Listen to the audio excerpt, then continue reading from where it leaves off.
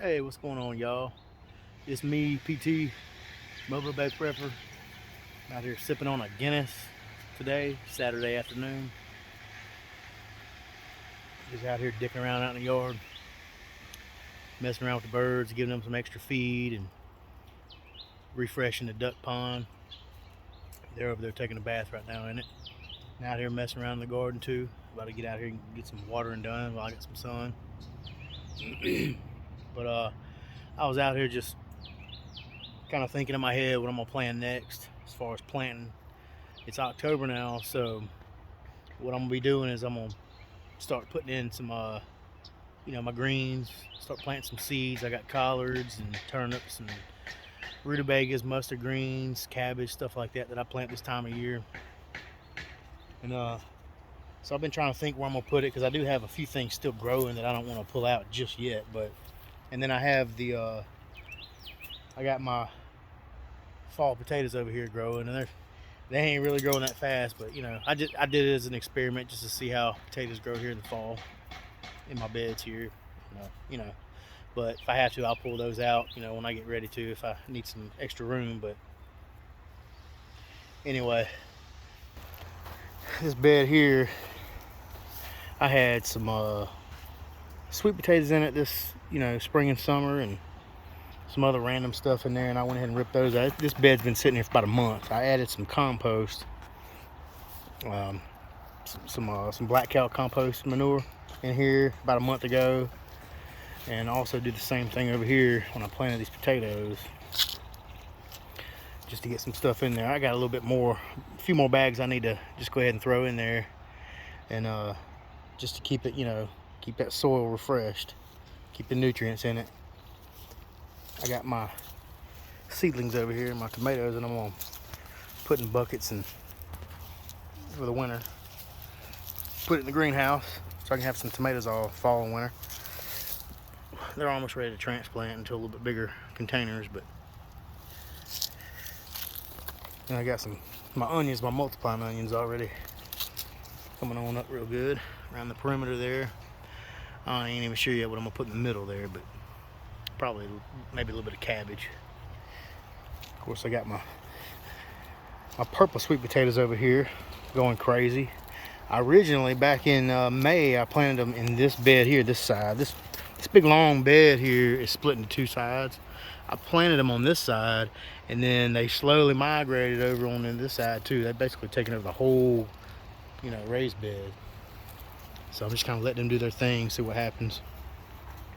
And I got some cucumbers and zucchini planted in here.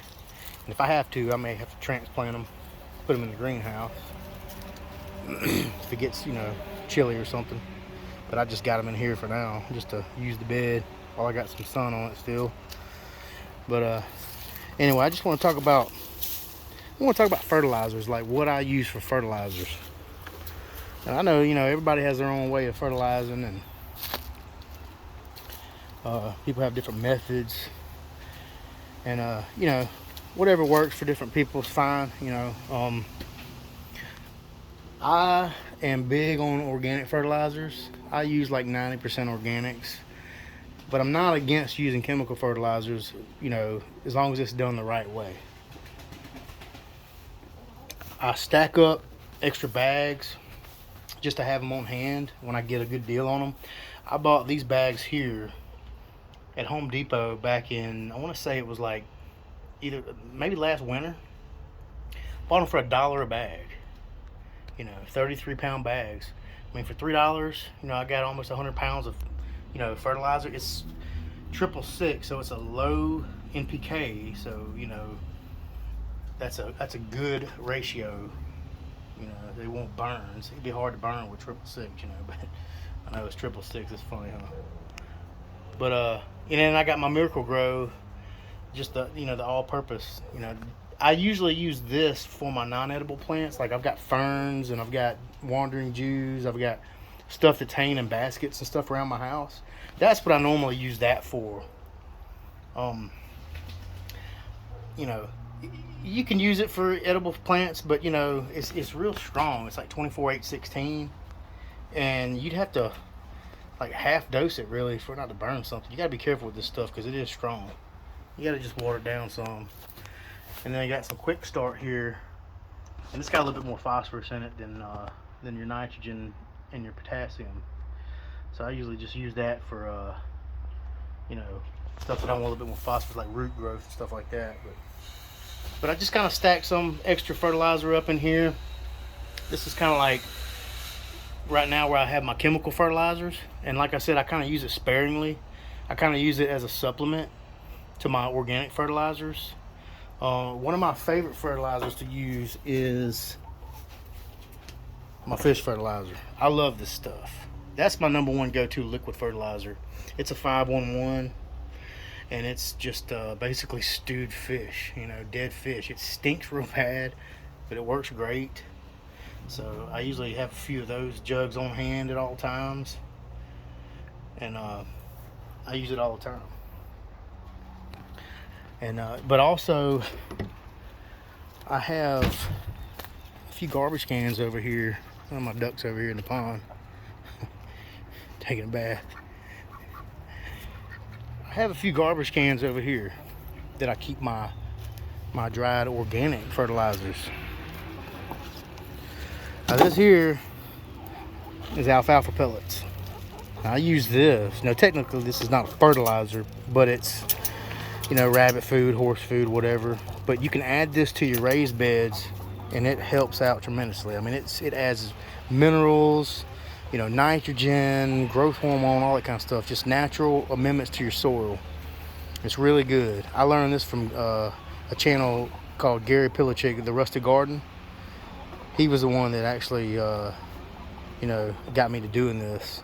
He's got an awesome channel. He's up in Maryland. So I started doing it, and it works great. Just add it to your soil. I've used it in several videos in the past, and you just basically, you know, you just throw it in on your on top of your raised beds, and then as you're, you know, amending your soil, and just turn it in with a shovel. And then I've got this one right here. I've got just some random stuff. I've got, you know, my bag of bone meal. I like to add this in for the phosphorus for when you grow in the springtime when I'm growing potatoes and sweet potatoes. Also in the wintertime, I like it for my turnips or rutabagas. You know, the roots. Anything that you're gonna eat that's a root, you know, you wanna add phosphorus. And that middle number there, that's your phosphorus number. And it's organic, you know, it's just ground up cow bones. And I've got some other bags of stuff in here. I've got some malorganite. I haven't used that. I'd use that in my grass. I didn't use that for anything else, but there's some random stuff in here that I just hung on to, you know. But in this one here, this is my chicken manure fertilizer. Now you can get this in 50-pound bags. It's just, you know, granulated chicken manure. It's a 432 NPK. And it's, you know, a byproduct of the chicken industry, I guess. But I add this in, you know, with the alfalfa pellets and the bone meal, just all kinds of different organic amendments that, you know, that you can add in the soil to make it real healthy and get that soil life going. That's going to be the key. The key to healthy plants is healthy soil life. You cannot grow good healthy plants in dead soil trying to use a chemical fertilizer. It's just not going to happen.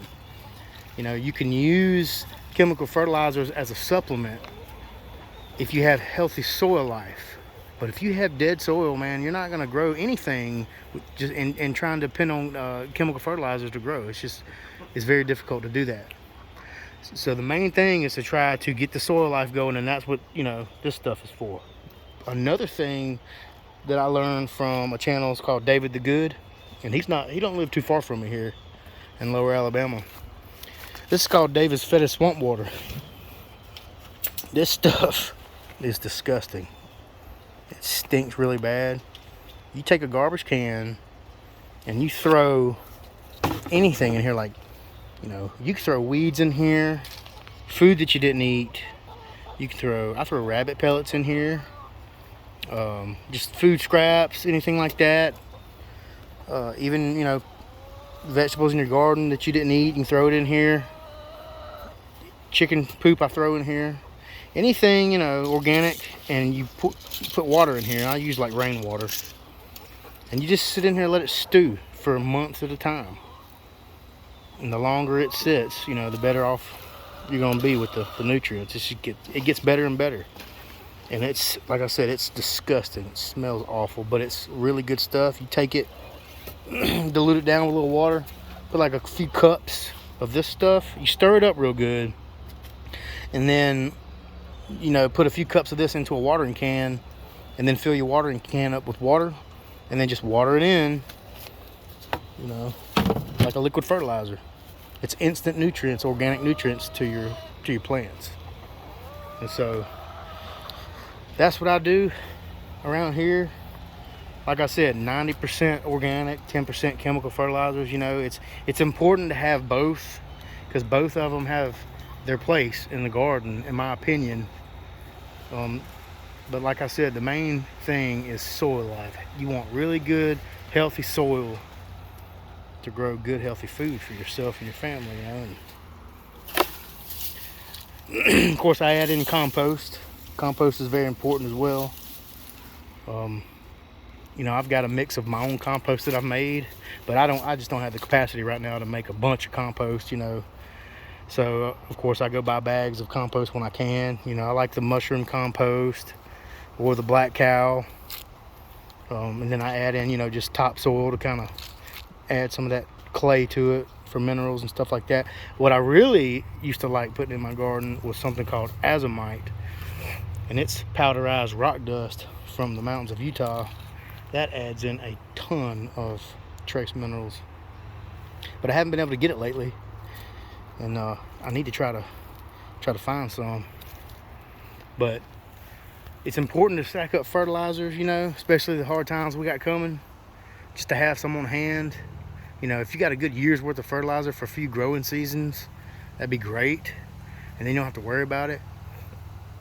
Put it in garbage cans like I do. I just throw a few, you know, 3 or 4 50-pound bags over in the garbage can just to have it on hand in bulk, and then that way I don't have to worry about it. It'll last me 3 or 4 growing seasons, and you know, that should be plenty to have, you know, until you can replenish them. Just try to stay on top of it, and if you can stack up more, hey, more power to you.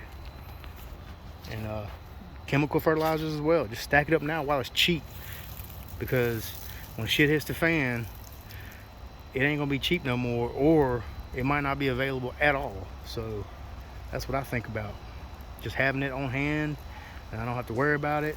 And then, you know, you live in a neighborhood like I do, and you've got neighbors that you know, and you know, most of them don't know how to grow food.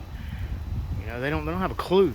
And if you know how to grow food, you can be a valuable asset to your neighbors, and you can help them grow, and, you know, as long as they're the type of people that's willing, you know. I mean, obviously if they're not, you know, you don't have problems, you need to get out of an area like that. But if you got neighbors that are willing to learn, you can teach them something. You'll have a little bit of fertilizer to get started, and you know, just help each other out. But having a fertilizer on hand, that's the most important thing. So stock it up now while you can, while it's cheap. I'm gonna go buy some more tomorrow, and you know, just put some more away, just like food preps. That's basically what it is. It's just an extension of food preps. It's a way to grow more food. So anyway, I'll finish up this Guinness, and I'll holler at y'all later on. Y'all have a good Saturday afternoon and rest of the weekend. We'll see you.